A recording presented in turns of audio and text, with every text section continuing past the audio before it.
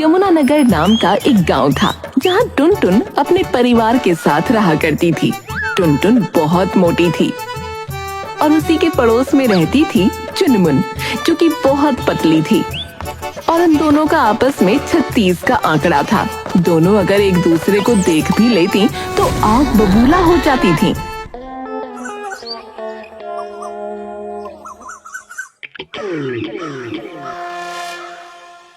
गजब का है दिन देखो जरा, ये दीवानापन सोचो जरा।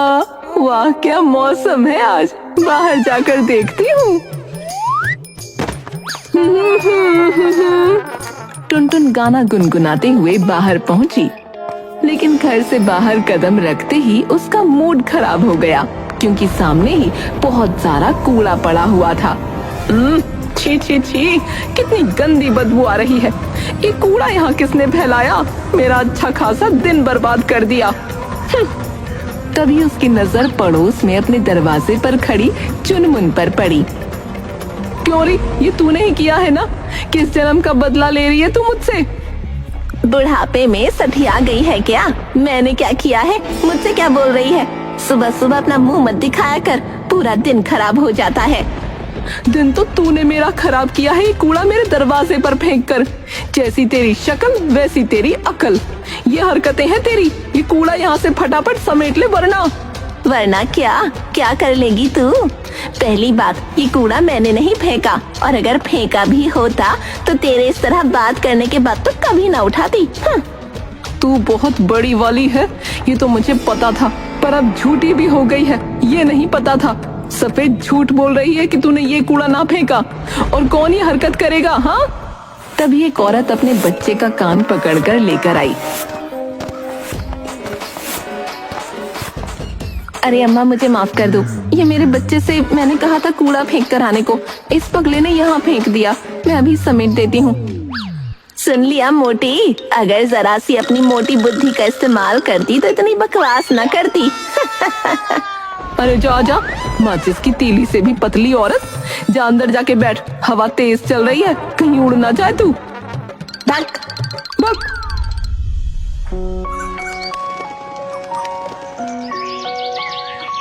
एक दिन चुनमुन का प्रिय मुर्गा, जिसका नाम चीकू था, गलती से टुनटुन के आंगन में चला गया। चुनमुन को जब पता चला तो वो गुस्से से लाल पीली होकर टुनटुन के घर पहुंची।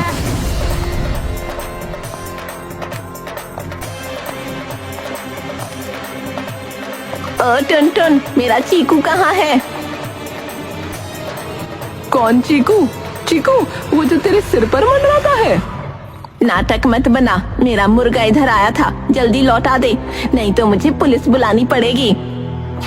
अरे तेरे उस मरियल मुर्गे को मैं क्यों छूंगी? वो टहल रहा था आंगन में, जा ले जा, पर अगर दोबारा आया तो पकाकर खा जाऊंगी। हाँ। तू मेरे मुर्गे को हाथ भी नहीं लगा सकती, मैं तेरा हाथ ना तोड़ दूंगी।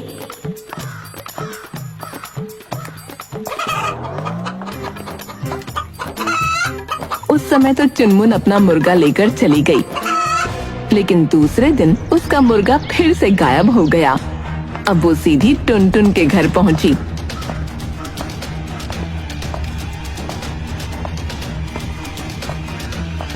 मेरा मुर्गा फिर से गायब है, सच सच बता दे, कहाँ छिपाया तूने? कहीं तूने उसे पका तो नहीं दिया? अरे वाह, क्या सोच है रे तेरी, लेकिन ये पकोड़े हैं, मुर्गा नहीं। हाँ। झूठी, मुर्गा चुराकर ऐसे मासूम बन रही है। अरे तू खा के देख, पकौड़े ही है। अगर तेरे मुर्गे जैसा स्वाद आया तो तू मुझे जेल भिजवा देना, और नहीं आया तो मैं तुझे जेल भिजवा दूंगी, ठीक? तभी दोनों की बहुएं रीना और प्रिया वहाँ आ गईं। अरे माँ जी, आप यहाँ लड़ने क्यों आ गईं?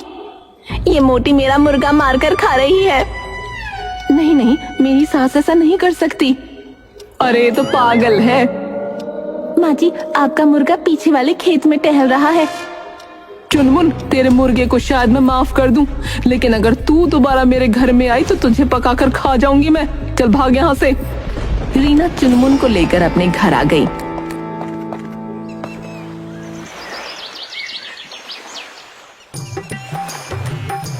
टुनटुन बैठी हुई थी। तभी एक सब्जी वाले की आवाज आई। आलू ले लिया, मूली ले लिया, गोभी ले लिया। सब्जी वाले की आवाज सुनकर टुनटुन फौरन बाहर पहुंची।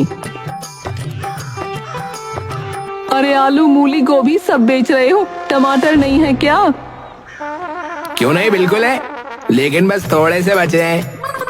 हाँ तो ला, टमाटर मुझे दे दे, आज आलू टमाटर की सब्जी बनवाऊंगी बहू से। सब्जी वाला टुनटुन को टमाटर देता उससे पहले ही चुनमुन वहाँ आ धमकी और बोली,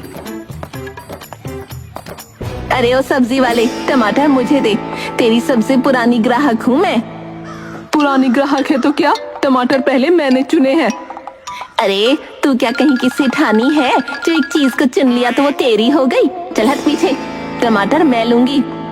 तू हट जा पीछे, वरना इन्हीं टमाटरों से तेरा मुंह लाल कर दूंगी। अरे अम्मा, लड़ो मत, टमाटर थोड़ा ही है, आपस में बांट लो।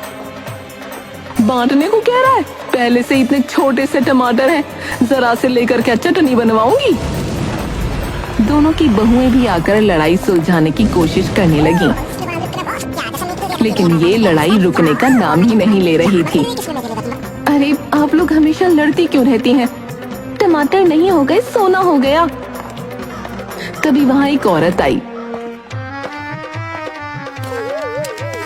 और चुपचाप टमाटर खरीद कर चली गई। अरे ये क्या हुआ? तेरे चक्कर में सब टमाटर चले गए, ना मुझे लेने दिए ना खुद ले पाई। अब क्या करेगी तू? मेरे पास तो टमाटर पहले से ही है, मैं तो बस तुझे तंग करने आई थी। और वैसे भी तू इतनी मोटी है और टमाटर खाएगी तो फूल जाएगी।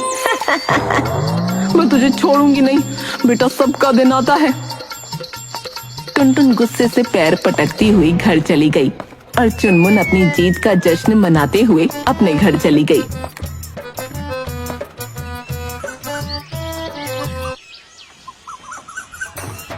फिर गांव में एक दिन मिसेस सीनियर सिटीजन कंपटीशन की अनाउंसमेंट हुई। जैसे ही ये खबर टुनटुन और चुनमुन को मिली, दोनों के चेहरे खुशी से चमक उठे। दोनों ने तय कर लिया कि इस कंपटीशन में हिस्सा जरूर लेंगी। अरे वाह, अब इस गांव की असली रानी कौन है ये साबित करने का मौका आ गया है। रानी, तुझसे तो झाड़ू भी ज्यादा सुंदर लगती है। मैं जीतूंगी तो देखती रह।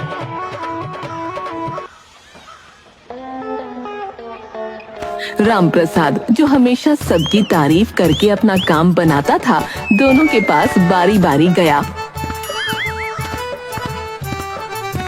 टुनटुन, तुम्हारा स्टाइल और पर्सनालिटी तो गजब का है। ये कंपटीशन तो तुम्हारे ही नाम है। हाँ, सही कहा रामप्रसाद तुमने। अब मैं जाकर अपनी तैयारी शुरू करती हूँ, वरना वो कल मुही माचिस की तीली मुझसे आगे निकल जाएगी।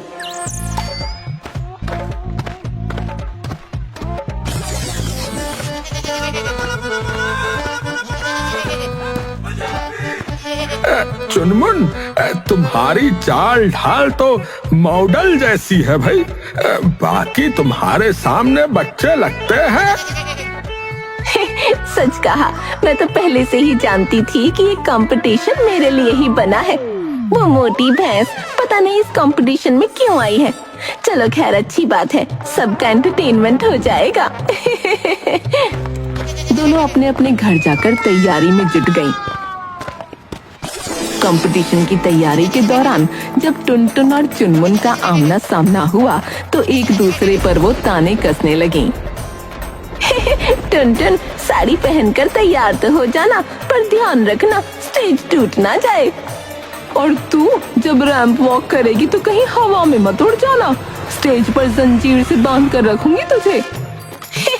तो स्टेज तक पहुंच भी पाएगी या कुर्सी पर चढ़ने के लिए सीढ़ी लगानी पड़ेगी? बस अब ये कंपटीशन ही बताएगा कि असली महारानी कौन है।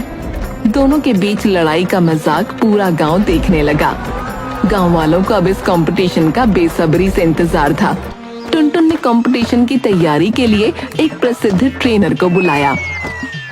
ट्रेनर जैसे ही पहुंचा, पता चला कि चुनमुन ने भी उसी को बुलाया था। आइए आइए ट्रेनर साहब। अरे ट्रेनर साहब आइए, मैंने बुलाया था आपको। चुप कर सुकड़ी कहीं की, मैंने बुलाया है। आइए ट्रेनर साहब। ओए मोटी, तू कुछ भी कर ले, तेरी चमड़ी पर कोई फर्क ना पड़े। मुझे ट्रेनिंग करने दे। अरे ये तो मेरे घर आया है, पहले मुझे सिखाएगा। क्या बकवास है, मैंने इसे पहले बुलाया था, ये पहले मेरे घर आएगा। अम्मा, आप दोनों झगड़ना बंद करो, मैं खुद ही चला जाता हूँ। ट्रेनर वहाँ से भाग खड़ा हुआ। वैसे भी तू कितनी भी ट्रेनिंग कर ले, रहेगी सड़ी हुई। हाँ, और तू कितनी भी डाइटिंग कर ले, मोटी तो रहेगी ही। देख लेना, जीतूंगी मैं ही। सपने देख ले, जब मैं जीतूंगी तो तू अपने बाल नोचेगी। गांव वाले उनकी लड़ाइयाँ देख देख कर पक चुके थे। उन लोगों ने दोनों की बहुओं से पूछा कि दोनों इतना क्यों लड़ती हैं? अरे बहू, ये टुनटुन और चुनमुन हमेशा क्यों लड़ती रहती हैं? अरे पहले ये दोनों सबसे अच्छी दोस्त थीं। हाँ, लेकिन फिर इन्हें एक आदमी से प्यार हो गया। एक ही आदमी? कौन था वो? ये तो हमें भी नहीं पता, बस इतना पता है कि उसी के कारण इनकी दोस्ती दुश्मनी में बदल गई। ये तो बहुत बुरा हुआ, अब वो आदमी पता नहीं कहाँ मौज कर रहा होगा। गांव वालों के बीच कानाफूसी शुरू हो गई। अब सबको ये जानने की उत्सुकता थी कि वो आदमी कौन था।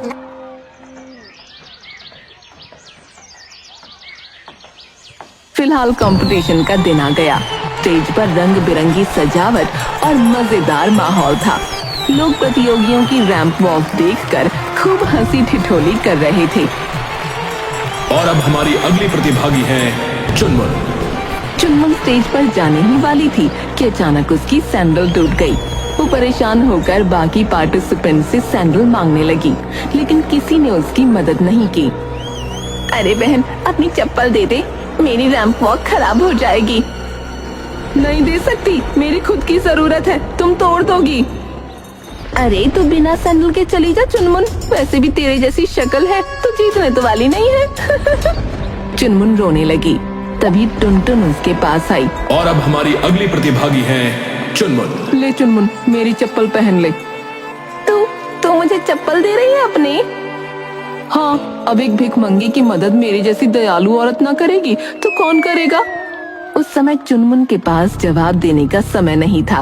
वो फौरन सैंडल पहनकर रैंप वॉक करने चली गई। चुनमुन ने आत्मविश्वास के साथ रैंप वॉक की। इसके बाद टुनटुन ने भी अपनी बारी पर शानदार प्रदर्शन किया। आखिर में एंकर ने कंपटीशन का रिजल्ट अनाउंस किया। और हमारी मिसेस सीनियर सिटीजन है मैं हमारी मिसेस सीनियर सिटीजन है चुनमुन।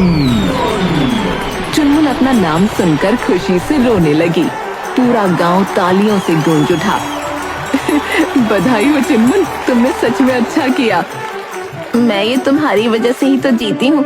अगर तुमने अपनी सैंडल मुझे ना दी होती तो मैं तो रैंप वॉक ही ना कर पाती, पर तुमने मेरी मदद क्यों की? क्योंकि कभी तू मेरी दोस्त थी और आज भी कहीं ना कहीं मैं तुझे अपनी दोस्त मानती हूँ। सच में लीला, तुम मुझे दोस्त मानती हो, इसलिए तुमने ये किया। हारने का थोड़ा बुरा तो लग रहा है, लेकिन कोई बात नहीं। कभी कभी इंसान को अपनी नफरत और दुश्मनी एक तरफ रखकर कुछ ऐसे काम करने चाहिए जिससे वो कम से कम अपने आप से नजर तो मिला पाए।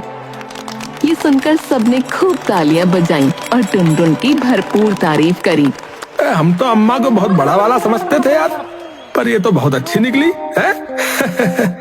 लेकिन इसी बीच चुनमुन और टुनटुन ने सालों पुरानी बातों का सामना करने का फैसला किया। लेकिन एक बात बता, जब मैं राम प्रसाद को पसंद करती थी तो तू बीच में क्यों आई? मैं कहाँ बीच में आई? उसने तो मुझसे जीने मरने के वादे किए थे। क्या? तुझसे भी? जीने मरने के वादे तो उसने मुझसे भी किए थे। गांव वाले ये सुनकर हैरान रह गए कि वो आदमी राम प्रसाद था जिसके चक्कर में ये दोनों लड़ बैठी। तभी राम प्रसाद वहाँ से भागने लगा, लेकिन टुनटुन और चुनमुन ने उसे पकड़ लिया। मुझे माफ कर दो, जवानी में मुझसे गलती हो गई थी। तेरी जवानी की गलती को हम दोनों ने इतने सालों तक भुगता। अब तू अपनी जवानी की गलती का खामियाजा बुढ़ापे में भुगतेगा। हाँ। ये कहकर दोनों ने राम प्रसाद की जमकर पिटाई कर दी।